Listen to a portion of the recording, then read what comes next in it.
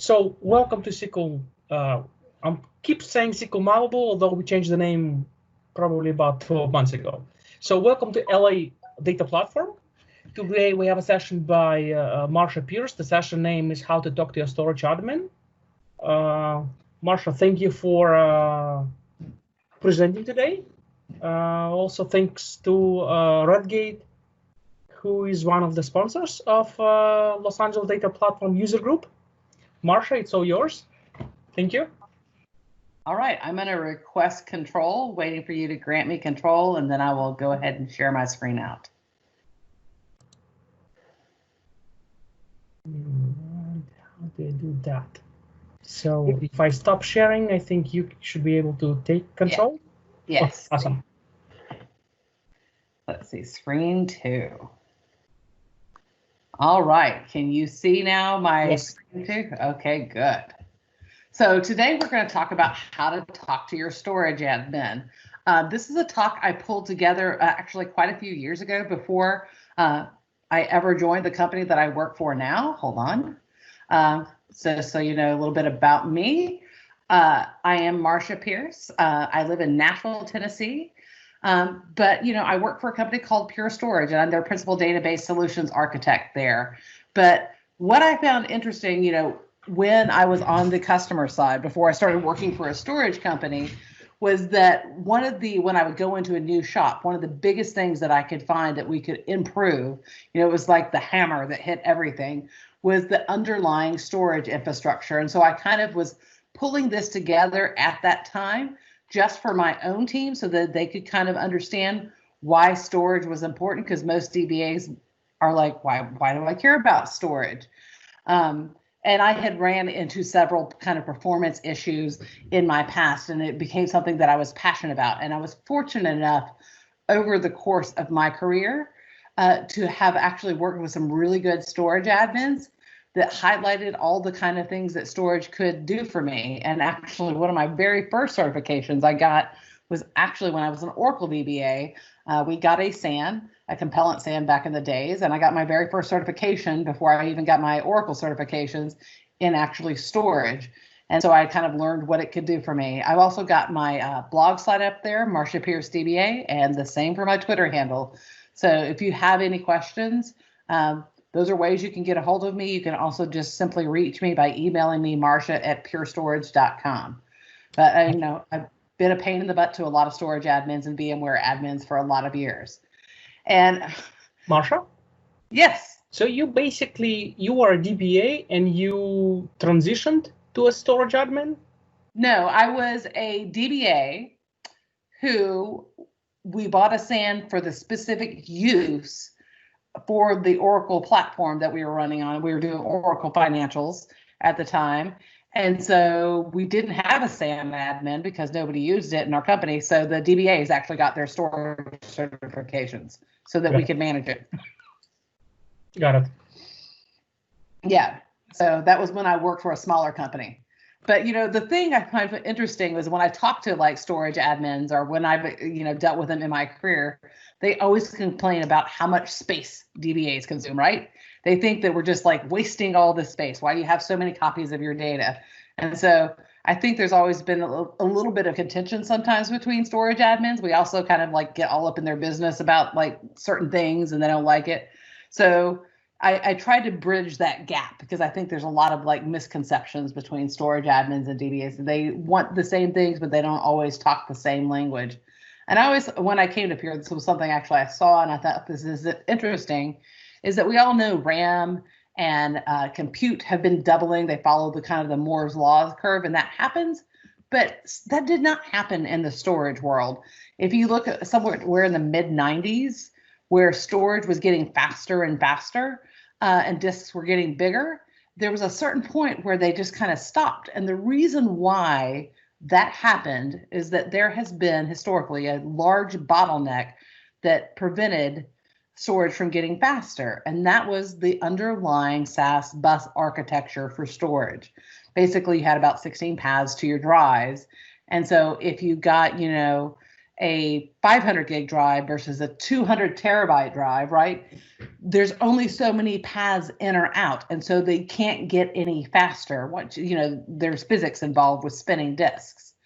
And so storage has stagnated for a really long time. And in the last couple of years, that has changed. And I work for a company that was like, the first all flash storage company built from the ground up for flash. And they kind of started changing the game. But when these first came out, they were really kind of niche use cases.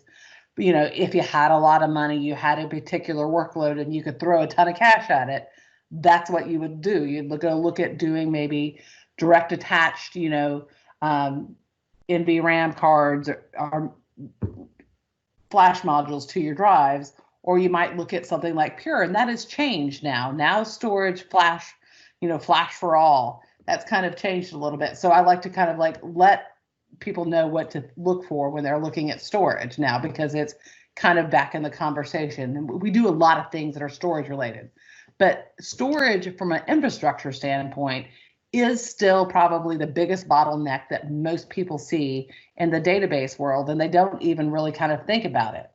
And I always laugh because I go talk to DBAs all the time, and this happened to me when I was a DBA. I would tell my storage admin, and this is where I became really passionate about monitoring storage, was I would go ask my storage guys, hey, do I have a problem? And our entire business unit that I work for, this is when I worked for a hospital company, thought we had a storage problem, but we couldn't prove it, right? We had no good metrics to prove. And it kind of came to a head. Actually, I was the data architect there. My husband was actually the enterprise architect. And we had worked at something on our house. And then we went to go deploy it at the company. And it was actually slower than it was on our laptop. So we couldn't figure out what was going on. And when we go ask the SAN team, they would bring up the IOPS meter and show us the IOPS. And they're like, oh, there's no problem. You have tons of IOPS. And at that time, we had just gotten a designated PSE from Microsoft, and I worked with them. This was back in 2008 when the DMBs for IO virtual file stats came out, and we had them, and we started kind of really looking into it, and we were able to actually prove that we had a storage issue. And we'll kind of get into that in a minute, what we were able to kind of look at. But these are the misconceptions when I go talk to DBAs about storage. These are the things that they tell me usually. They're like, the SAN team is monitoring that, and I don't have to worry about that. They know what's going on.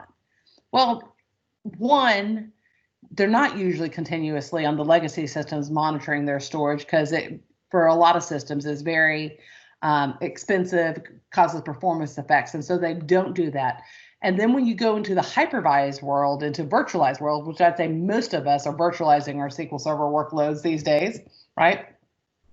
There can be something sitting in between you and your storage. And so the SAN team could be monitoring it, and they're not going to see anything. So I always tell DBAs they should be monitoring their storage. The other thing I hear a lot is that from DBAs is that, hey, we've got auto tiering turned on our systems, and that's going to solve the issue. And DBAs think of auto tiering kind of working like caching does in databases. They think the last thing read in is going to be sitting up there in their fastest tier, and then it kind of scales on down. And that is not what happens with storage systems. And this is one of those things I learned from experience. I've worked with lots and lots of storage systems, and usually what they are doing is they kind of do this algorithms of the most frequently accessed data. And so once your data is accessed over and over again all the time, then it's going to go up into the fastest tier, and everything else will be tiered down. And I think that's really important to think about when you think about OLTP databases, because think about this: if you're a customer calling in and you're buying something online, are you going to be the most frequently accessed data in their system? You're not, right? People randomly call in or randomly access their records. And so OLTP databases are very random in nature. And so if everything isn't fast, then it's kind of slow overall. So you need to kind of be wary of auto tiering. It is really not your friend for databases. And then this is the other one I think cracks me up, is that you talk to DBAs and they're like, oh, there's a giant SAN behind there and there's thousands of spindles.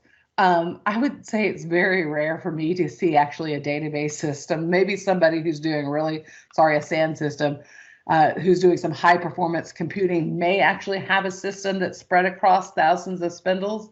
Most companies, when they have the SANs, they may have 10 or 20 drives, and they're striping their data across that. Or if they do even have a multi-drawer system, a lot of times, particularly when you're virtualized, the VMware admins don't like to cross a drawer. So you're still in the only 20 drives striped across that drawer. And so you can have drive contention when you don't really look at your LUN layout and how everything is designed. And I became passionate about this because that's exactly apparently what was happening to me when we started measuring our latency. It turned out we had two issues. One, our switch was overloaded. And then the other is that somebody had configured the SAN in a not proper way. And once we got the appropriate metrics, and we were doing what was called concatenating, meaning everybody was writing to a drive, filling it up, and then moving on to the next drive. And I kind of, at the time, jokingly called it the anti-SAN, because it turned out we were having, once we started logging it on a consistent basis, really high latency. So things that I tell people to think about, that we finally, when we were able to pin this all together, that we would have these erratic kind of query times, and I used to call it DBA magic. If you've ever been a DBA and people come to you and they say, hey, I think the system's slow, and you go walk over and you start looking at everything and it's fine and you don't see anything, but all of a sudden it's good. What we found out when we started logging it, that they were actually spikes in our SAN latency that were causing those erratic query times, and it wasn't anything I was doing. It was just kind of a fluke that every time I would walk over and look at it, it was fine. Slowdowns and like bulk processes, or erratic behavior. And what I thought was really interesting, we had these random issues that disappeared, but then we also had, when we started logging the latency from the database perspective, we had groups of machines who consistently had performance issues. Or I would have somebody else who said they had a performance issue, and I started turning on logging for the other systems at our company on those databases. And when I had issues, I would go look, and I said, did you have performance issues at that time? They did. And then we would go look in the logs, and they were seeing the spikes too. And that was because we were all going to the same switch and it was overloaded. So I always say, look for groups of machines having performance issues, because sometimes your slowdown is not caused by something you've done when you're on a shared infrastructure. It could be caused by something somebody else is doing. So that is where the DMIO virtual file stats comes into use. And I just recently did a blog about it, which I posted up there, that shows you what your average latency is. Now, when you're just looking at the DMIO virtual file stats, do you ever use this DMV, Steve? I'm going to put you on the spot. Virtual files, yes. Virtual file stats, no. Okay. So the DMIO virtual file stats averages your logs, your read and write latency from the SQL Server perspective, and it's built in. And it's accumulating from whenever SQL Server starts up. So every time you reboot it, it gets reset. And so because it's accumulating and showing the total read and write latency, it is an average. And so this will show you how to query it to see what your average is. Microsoft recommends that you be below 25 milliseconds. But I would say if you're on a fast system like our customers, I tell them you should be close to whatever they say your SAN performance is. We tell our customers they get below 0. So this, instead of being 25, I would look for it to be 0. And you want it to be close to what the SAN is reporting. And if it's not, you could have something going on in between you and your SAN, which is really common these days. I see that a lot. And so I'm also, here's some other good people. Brent Ozar has done some great things with SP Blitz. SQL Performance and Kendra Little have both got some good things. So does Paul Randall, who was actually the first person I ever read, him and his wife, Kimberly Tripp, talking about latency.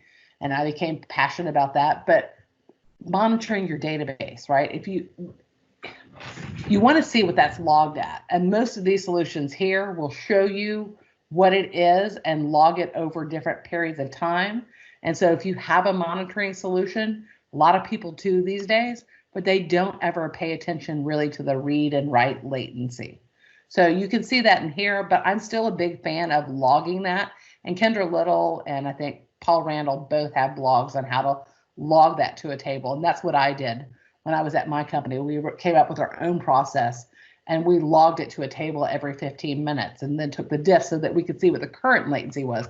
What's ironic is that Microsoft tells you should be below 25. So we started just looking at the average total, and we were around 40. But when we started looking at spikes and logging it, we would get up to 1600 millisecond latency at times. And so we were really impacted. And then once we virtualized, that was a whole different story. I can tell you that we even spiked to 16,000 millisecond latency when we first did our first virtualization, because somebody threw out all of our performance recommendations. Marsha? Can you hear me? Yes. The DMV that you were talking about, does it show throughput as well? It shows, yeah. So it shows you how much you're sending. It shows what the latency is, and so you can see the total volume that you're sending, and then you can see what the individual response times are on that. And I think that when you look at all the things that can sit between you and your storage, think about virtualization, right? You're sharing some infrastructure. It's really important to log that metric. I tell our customers to do that. Look at it, log it. I can't tell you how many times I go meet prospects, people who are coming to talk to us. Can you help us with a storage issue, or maybe a current customer too? And we go and look at their systems, and maybe they say that their SAN is reporting, maybe their SAN's reporting 5 millisecond latency, 0 millisecond latency, and they're seeing 30 and 40 millisecond latency. And when we dig down into the virtualization layer and find out they haven't properly virtualized and fix those, it can drop that metric. But the good thing to look at is the DMB IO virtual file stats. You should never go to your storage admin and say, hey, is the storage slow? Because you have all the tools that you need to log it, and you could be seeing something different than they do. Does that make sense? Yep. Now, in simple terms, what would be the difference between latency, IOPS, and throughput? Okay, well, I think IOPS and throughput are really kind of the same thing. IOPS is about the volume of data that you are pushing. And then latency is how quickly that data responds. And usually most systems do one or the other well. I mean, you're going to have a certain amount of volume, but if you think about it, OLTP versus OLAP, in the data warehousing world, right, where you're trying to churn tons and tons of data, you're going to be worried about IOPS. How many IOPS can I process, right? Because you're building all the cubes. In your transactional systems, you're going to really be worried about the latency. Does that make sense? And if you don't have enough IOPS, it can affect latency. But I have absolutely seen where I have using hardly any IOPS, and people still have high latency. It happens all the time. But wait a second, where would the throughput fit in? Would that be more close? IOPS. That's show. Yeah, that's how much IOPS is. How many IOs you can process per second. So that's really kind of your throughput, right? I was thinking that throughput is a pipe, right? So it's basically you can have so many IOPS, but once you start pushing so much volume, that the pipe is not big enough, so the throughput actually slows you down. I was thinking the difference between those two. Well, yeah, I guess you could, yeah. So I always look at IOPS as how much are you able to push through, and how much are you currently pushing through. But yes, right. Your pipe could be only so big, right? Got it. And so if your pipe is too small, that's where if you're pushing more IOPS than your pipe can handle, that's when it starts affecting your latency. But that's usually not what most people are running into. For what I say, it's usually that they're affected by something else, or maybe when you think about it in the virtualization world, people are, because there are queues that go into VMs. Like you have your queue depths that you can set on your fiber channel and iSCSI cards. And then you have paravirtual SCSI adapters that you set on the VM guests themselves. And VMware recommends that you do 4 and that you use what is called the paravirtual SCSI adapter. The default is an LSI, which is slower. And I go and see people all the time who have set up their VMs and their VMware guest has one LSI adapter, which means they only have one teeny pipe, right, that they can send data through. And then they're wondering why their big database that they virtualized is slow, and they think it's that the VMware or the virtual infrastructure is terrible, and it's not. It's that they didn't properly set up those pipes, meaning the pair of virtual SCSI adapters, to send that data through. And there's even registry key settings, and it's covered in a VMware guide, and I've got a link to it on my blog that tells you how to go change those registry settings for your pair of virtual SCSI adapters so that you can increase the amount of data you can send through. Yep, I've seen that as well. Yep, thank you. Yeah. So you have to change the pair of virtual in the registry, not just at VMware? Right, you have to change it in the Windows registry. But the question is, should you? And do you need to all the time? And the way you tell, do you need to go optimize your VMware environment for using multiple pair of virtual SCSI adapters, adjusting the queue depth, is by looking at your latency. If your latency is high, that is when you need to start digging down into your VMware environment. Does that make sense? Yep. No, yeah. So I don't know if you're covering it, but we're using hyperconverged with Nutanix, and trying to set up clusters. I am really suffering on latency. I mean, IOPS, I'm fine. Latency, I'm getting killed. Yeah. So, and from my perspective, that is one of the issues with hyper-converged infrastructure as opposed to converged infrastructure, right? With converged, you have disparate storage and disparate compute. Yep. And so you can scale them a little bit more independently. With hyper-converged, there's a whole lot going on underneath. I do think some of the new hyper-converged things, and I think Nutanix can do this, I think they have the ability to now do some pass-through disks, which it's a work in progress between them and VMware 7, I believe. Yeah. It's not mainstream yet, but we are testing with them, yes. Yeah, and we've got customers who are kind of doing some testing with that too. But you might look at doing a pass-through disk so that I think they can attach direct storage outside of kind of the hyper-converged layer now.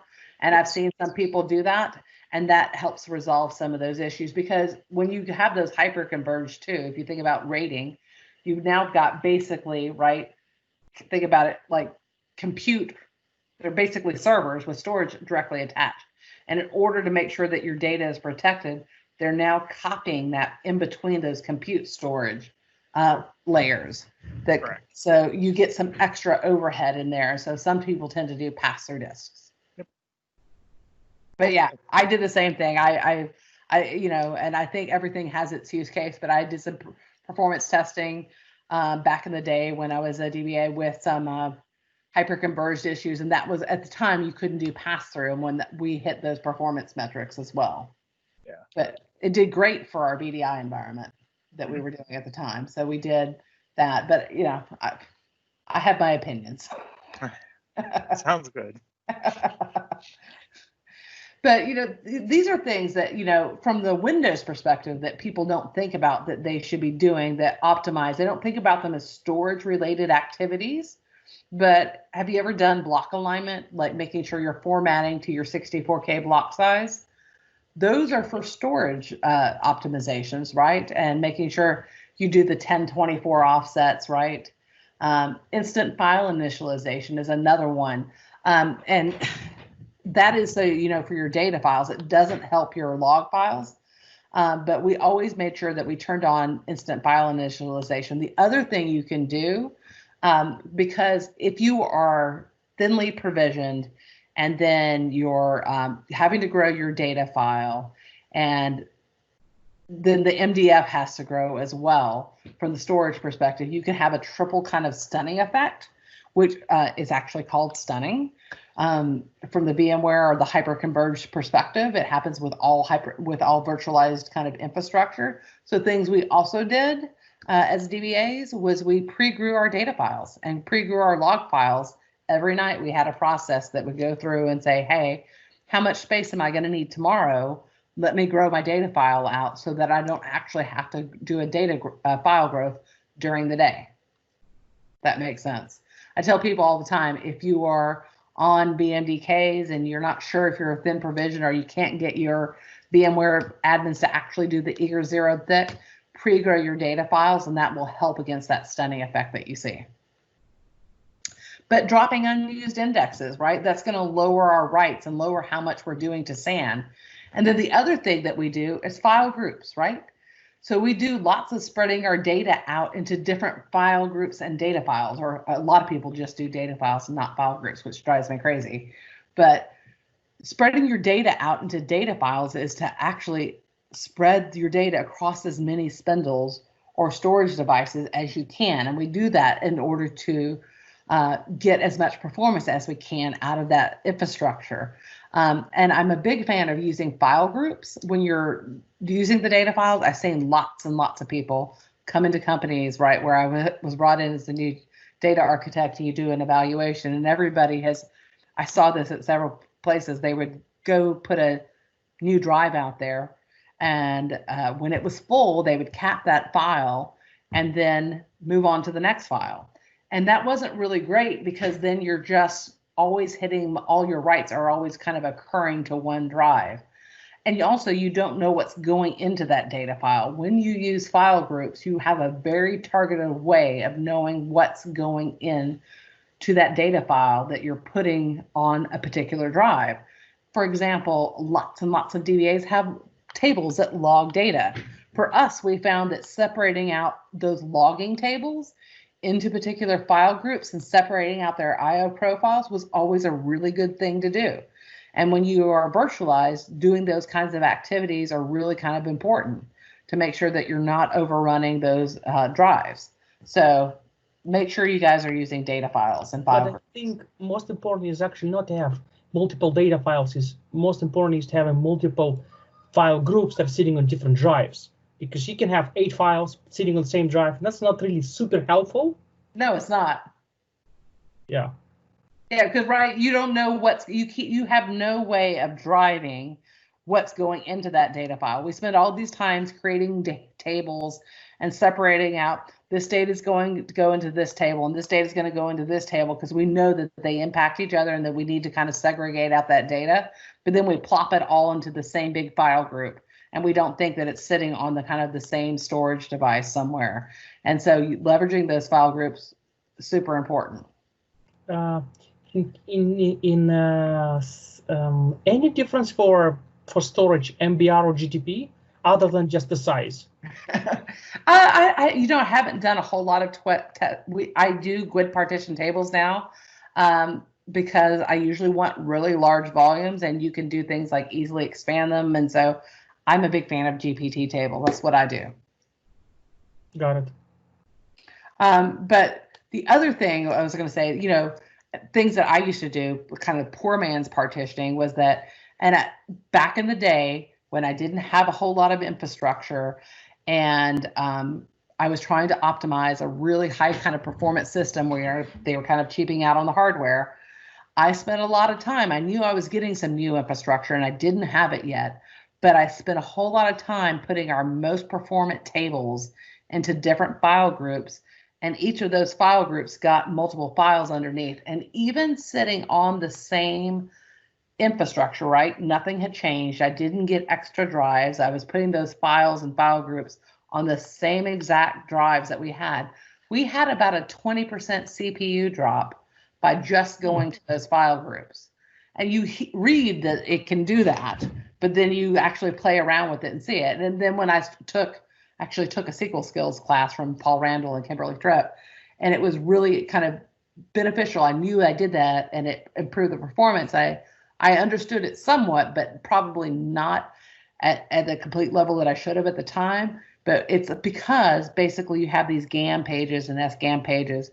And if you think about it, those GAM pages are basically one giant index for your entire database. And they're by file group.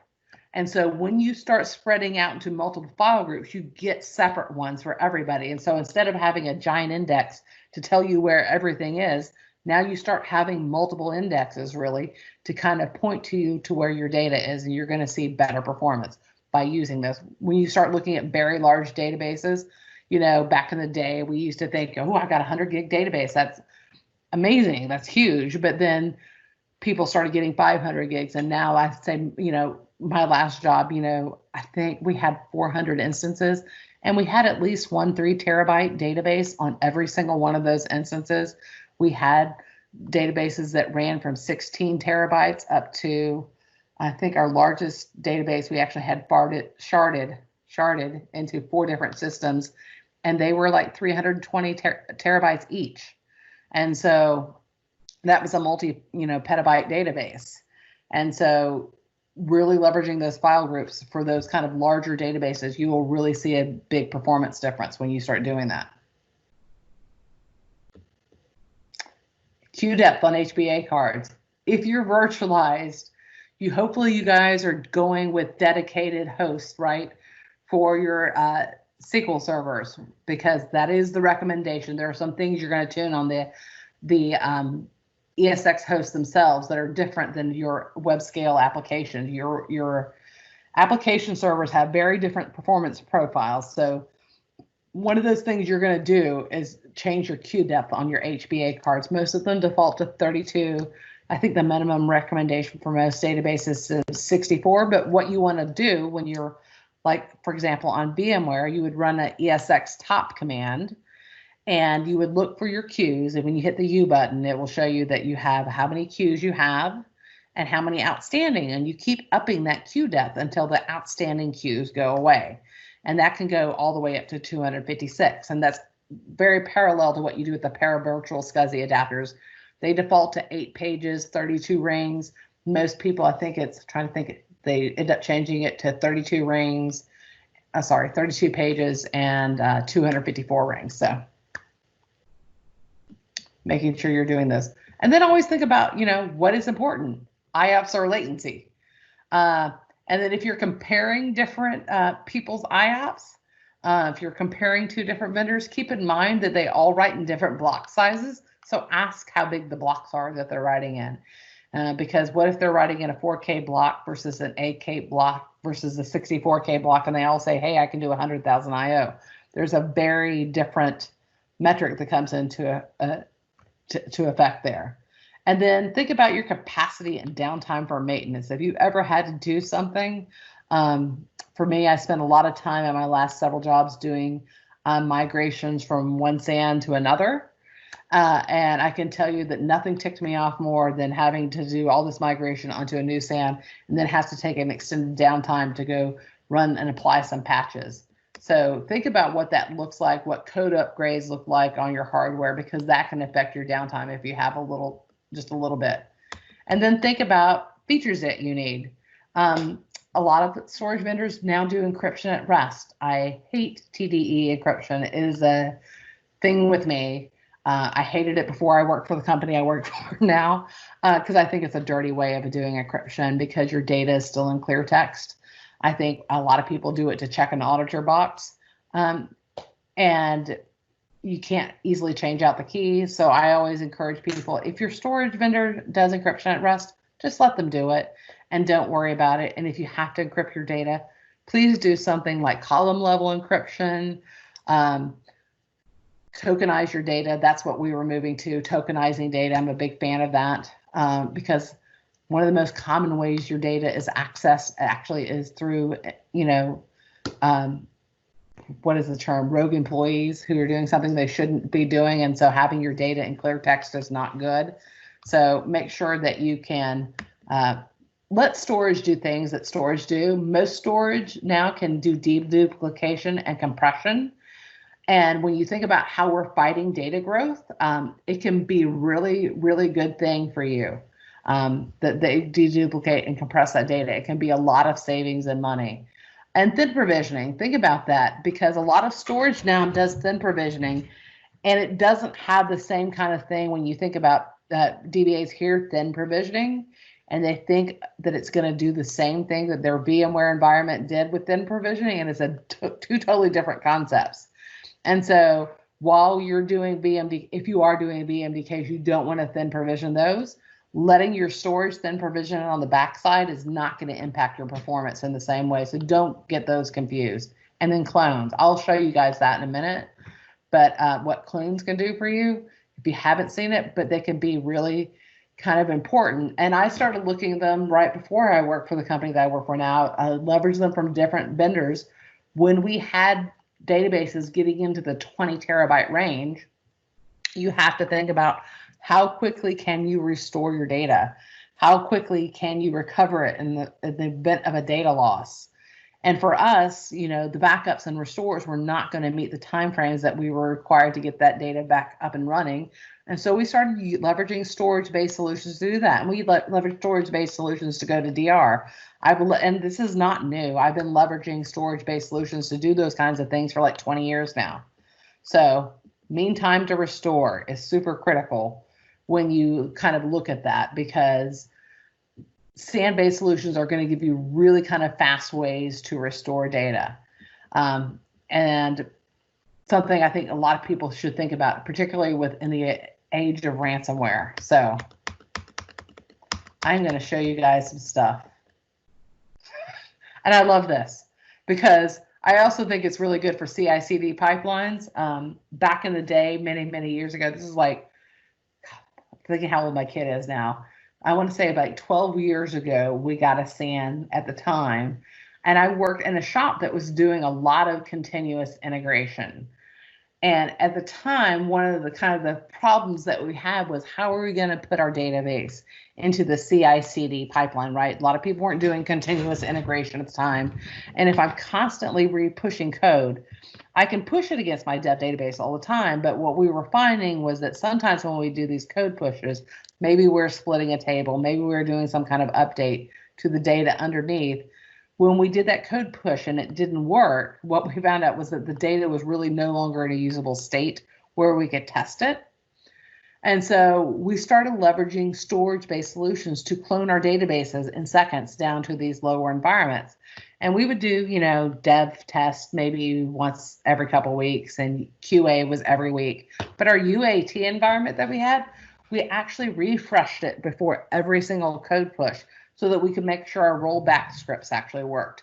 And then the other thing I thought was really good with it is that when we had something go out, like I think we've all seen this, somebody pushes like a store procedure update or something like that that's updating data in a bad way, and then the business comes to you and asks you to push the fix to go correct the data so they can move forward until the patch for the code has been pushed in place.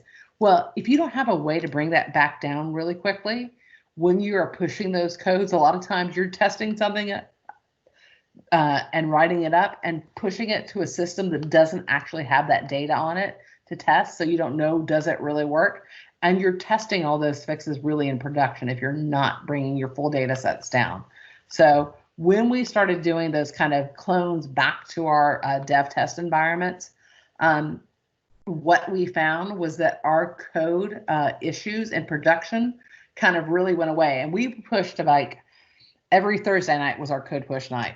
And we had about 180 database changes that we were pushing a week.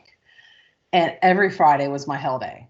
Like every Friday I would come in and have to fix all the performance issues that nobody caught in QA and UAT before we went live. And once we started doing clones, what we found out was that we were able to see those code issues right away, right? Because we were testing off the full data set size. We could test our rollbacks and roll forwards, and we could even run some regression testing and see what it looked like with large data sets. And our code quality went way, way up. And we stopped having kind of these hell Fridays. When you're adding new columns, developers sometimes forget, or new tables, they forget to add indexes because they didn't see any performance issues. But if you're pulling all that stuff back from production, you'll see those full data sets with those code issues. So, and then the other thing I wanted to point out, I'm going to kind of skip over this. I've been giving this talk for a while. I need to update some of these slides. People are going to the cloud, right? And they're doing private clouds, but other things, and you think about how storage fits into that, because even there you have to pick your tiers of storage that you can do, right? And then private cloud. A lot of people are doing on-premise cloud, especially with containers. And if you look what's coming out next year with Azure Arc, that will be the ability to kind of run Azure on-premise. And people are looking at converged and hyper-converged systems to do those private clouds and things like Terraform.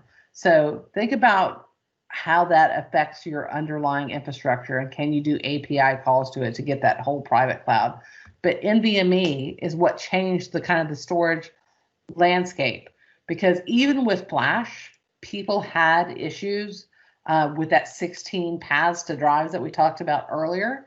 But when you went to NVMe, they could go all the way up to, and I don't think anybody's doing this many, but 65,000 paths, right? And so you can have this 65,000 paths. You have a lot more paths to your drive. And some people are doing it at the drive layer, and some people are doing it at the compute layer. But as you're getting it more and more through the storage stack and all the way through the bus architecture, that's been a big change to the performance of underlying storage. And then you have things like QLC. It's actually out now. And people are playing with Optane and 3D Crosspoint. So keep a eye on those. But like the storage landscape is changing, and now it's just becoming media. It's not just flash anymore. So think about that, and I will kind of leave you with like something to think about. There's my blog site if you ever want to go to it. But I wanted to show you what it looks like to clone data out. And I just refreshed this environment because I had to patch it. So let's make sure it all works. Hopefully everything works fine. But when you start looking at cloning data, I'm going to bring up a disk usage report so you can see kind of how big this database is. It's about 1.7 terabytes.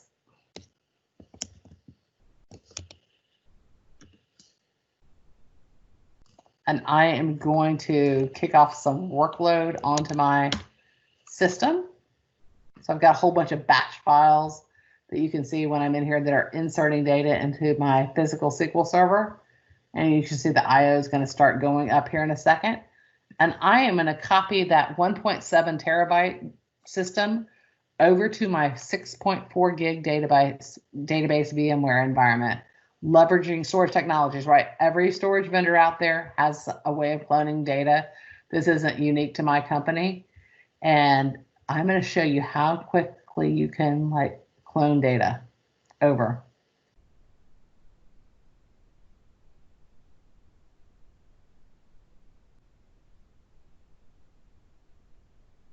It's done. And when you come back over here and look, you can clone data that quickly and move over terabytes of data. If you think about all the processes that we do, this is what I find interesting, is that DBA spends so much time doing things like reseeding, replication, setting up log shipping, getting things to reporting environments, and ETLing data over. And we never think about how much storage can do to like get that. When you think about recovering that data, you can also use these kind of things to recover data. And I'll show you one other thing. So this is another database, and it is, we'll do another report on this one. This is on a different server. I think it's about the same size. Yeah, it's 1.9 terabytes. And if you think about how quickly it would take for you to restore that, so we built our snapshot management. Some of it is built right into SQL Server Management Studio. When I go pick that and I want to like get my data back, let's say somebody has, let's go do this. Somebody has done something now and they have dropped a table, right? So you've got to get back in here and get your data up, because now I've lost some data. I can go back in here and pick a snapshot that we took from the storage perspective. And if I do this restore right here, it's going to come up just to the point in time that data was taken, but that's not usually what we want to do, right? We want to roll it forward to the point in time, the last transaction log backup we had right before that data was dropped. So I can do that, and I can see that my guinea pig table is back, but usually we want to roll it forward. And so then we're still stuck with the whole backup and restore. When you do VSS snapshots, right, there's lots of different ways different backup vendors can do these. There's tons and tons of ways, and most people have them and they don't leverage them. But when you do VSS snapshots and you do them in this no recovery mode for snapshots, this 1.9 terabyte database is now in a restoring state, and I can just apply my SQL Server transaction logs to that database now. and roll it forward to the point in time that I want it to get the data back. And so I have now just kind of corrected what would usually be several hours, right, of a long restore running, and kind of jump started that restore process. So think about that, of ways of doing that. That's what we started kind of looking at many years ago for some of our systems, was leveraging these VSS snapshots to quickly restore super large databases. And they've been out for years. So this looks like an SSMS extension. It works for 18 or 17? This works for 18 forward. Right. I think, so, actually, it works for lots of different versions. I think officially we support the latest SMS extension for this one. This is Pure's version of it. We built it into SMS. Other people have usually a little app down here that you can get to their VSS snapshots that they run when you just talk to your, because they're all dependent on how each storage vendor has implemented them. So you may have to go to a little applet down here, but we built ours into SQL Server Management Studio. All This the ones is I've tested. yes. It's, This is yeah, awesome. yeah, it's worked on all of the ones I played with so far. We just haven't gone back and like downloaded a whole bunch of really old SQL Server Management Studio. But I first tested this on a 2014 version of SQL Server Management Studio. Got it. But and measuring your latency, if we want to go back to that, that is super important. I also put this up here in the blog post. This shows you, and this does it slightly differently than was in the PowerPoint presentation.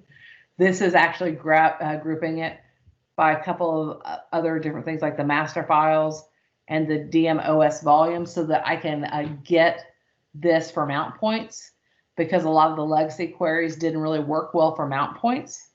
And I always use mount points in my environments.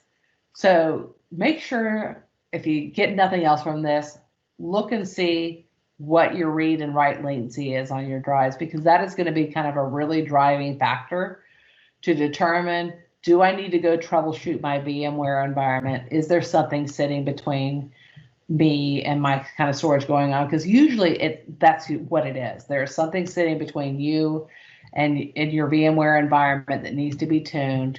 You could have a switch. You could need to like go to multiple drives. And this is going to be the driving factor to say, do I need to go do some optimizations? Or if I do, what's most important? Got it. I'm going to assume this is only for Windows, right? Yes, this is, yeah, this DM, I haven't played around with it. This is a DMB. So if the DMB exists, they should work, right, for both of them. So it should, because I think I'm only looking at master files and the volume stats. So this should work in a Linux-based system as well. Okay. I'll play around with it. Oh, we just had somebody else join. But yeah. So what questions do you guys have? Any?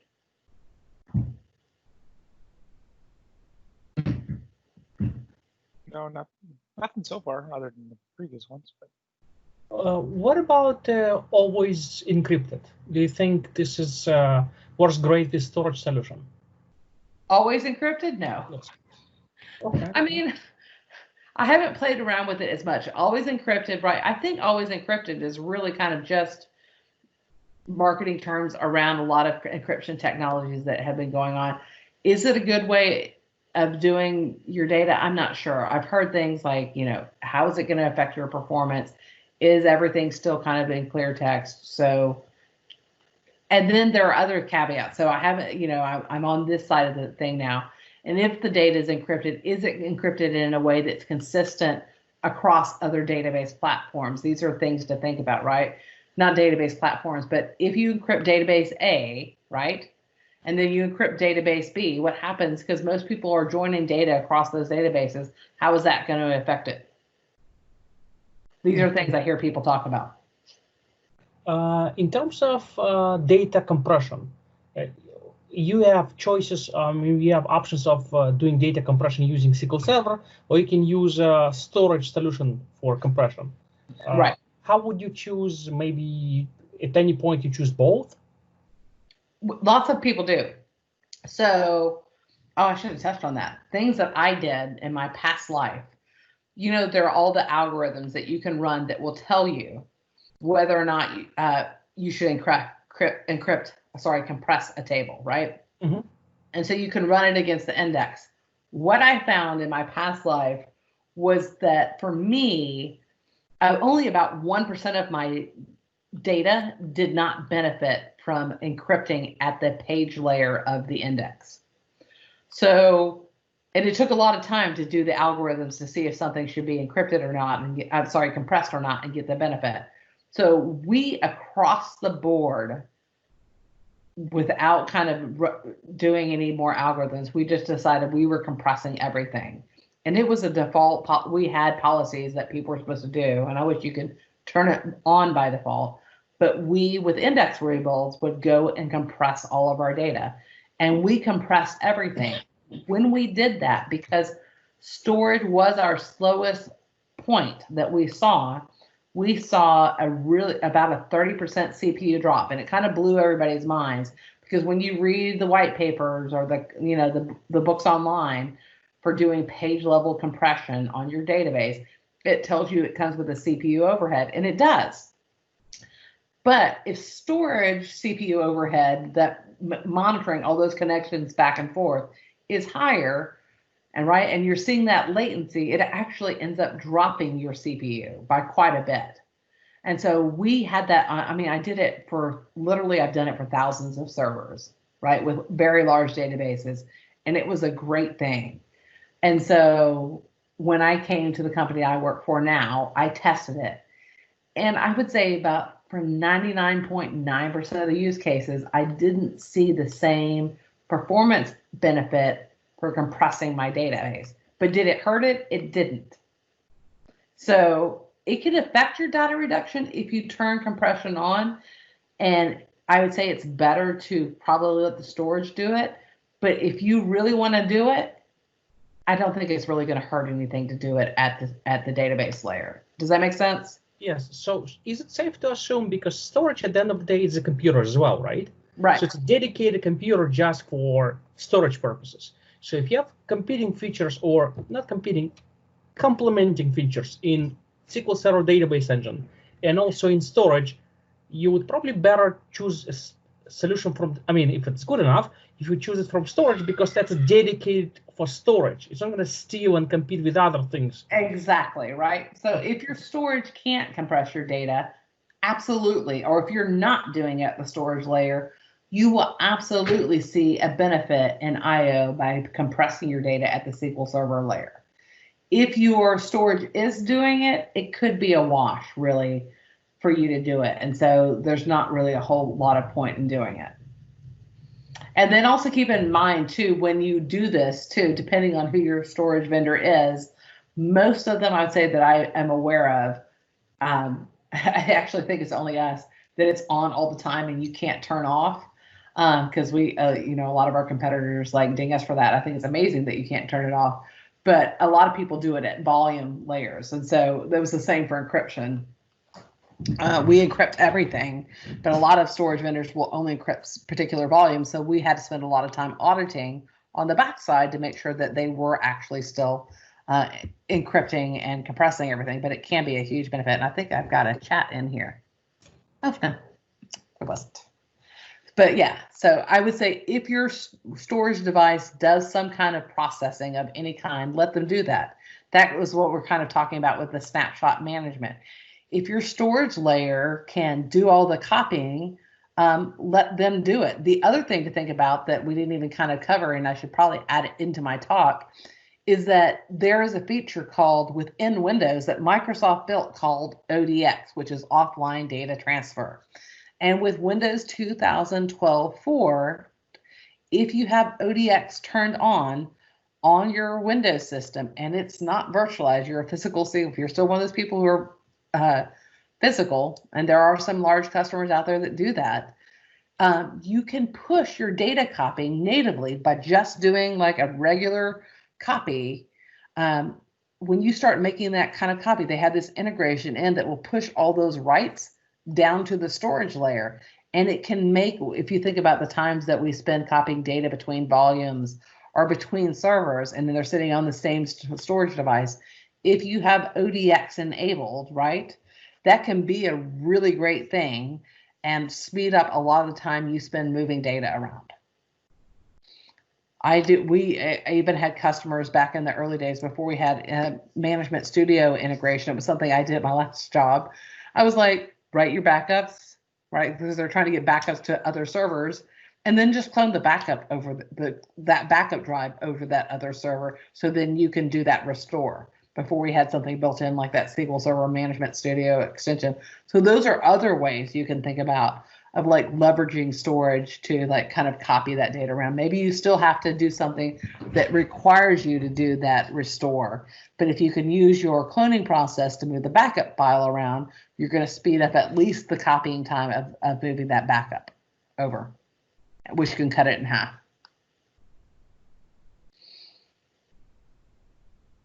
That was really all I had, unless anybody else has questions.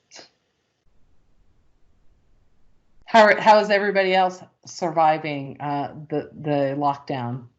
Is anybody else going stir crazy like I am? I'm usually on the road all the time traveling, and I've really enjoyed this time at home with my family, but I think like everybody else who travels a lot, I'm kind of like ready to leave my house. Yeah, it's time to stretch our legs. It'd be nice to get out. It will be. The dog loves it though. I mean, he really does. Oh, my dogs.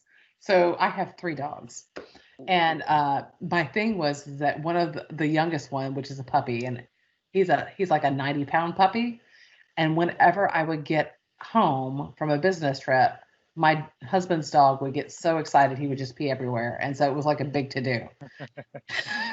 And now that I'm home all the time, he's so calm. He's so much more pleasant to be around because I'm just here. He doesn't get excited and like lose his mind. So yes, the dog is like, he's massively calmed down since I've been home all the time. He's very happy. Oh, great presentation. Thank you very much. You're welcome. Hope to see you guys out in LA soon. Hopefully I'll be there. And is it July now that you're going to be doing SQL Saturday LA, Steve? Okay, mostly depends on what the survey results is going to be, but so far looks like this is just going to be virtual in June and hopefully physical in 2021 somewhere in June. You know, it's so sad too. It's my favorite SQL Saturday because it's so beautiful there. Ironically, it's my favorite as well. And you're not biased. Not biased at all, no. Well, because I go to so many of these. Michael, have you been to the SQL Saturday LA? Yes. Yeah. I live in Corona, so I usually do the Orange County one more often, but I've been to, I think it's every other year I go to LA. Yes, I like Orange County too. I usually do that one that Ted Saki runs that one. However you want to pronounce it. Yeah. Fishhead Ted. Yes. And, you know, I actually met him at my very first PASS Summit. We were at the newcomers table together. But so I like going to that one in LA and because it's outside, but like Steve does a great job because they have cornhole outside. They have music going. So usually the vendors are sitting around very quietly in between sessions and it's like not great. But Steve makes it very pleasant for all of us. It's not only Steve. There is one more person here that actually sitting quiet, and her name is Elena. I was going to ask. She's the lady that puts all that together, isn't she? Yes. Yes. Elena, you do it. That was a great job with your music. I love your music selection. I love your games. Well, ironically, music was her sister. Ah. There you go. Everybody's involved. Yes. It's a family clan. It's actually her parents were packing attendee bags. So. Wow. Well, I can't wait till that we can all see each other again. I miss my SQL peeps. Yeah. Well, you guys have a great. It's not Friday, is it Thursday? It's Wednesday. They all run together. Yeah. Just have a good whatever day it is. Yes, it's blah day. Yeah. Thank you for everything. You're welcome. Thanks. Bye-bye. Marsha, would you Yes. be able to send me the PowerPoint slide deck? Yes, I will. I usually print them off as a PDF and then send them out. So I will print it off as a PDF and I'll email it to you. Awesome. All right. Thanks a lot. That was a great presentation. Thank you very much. I thank you for the questions. It always makes it so much more enjoyable to like talk to somebody. Awesome. Thank All you. right. Thank you. Bye-bye. Bye.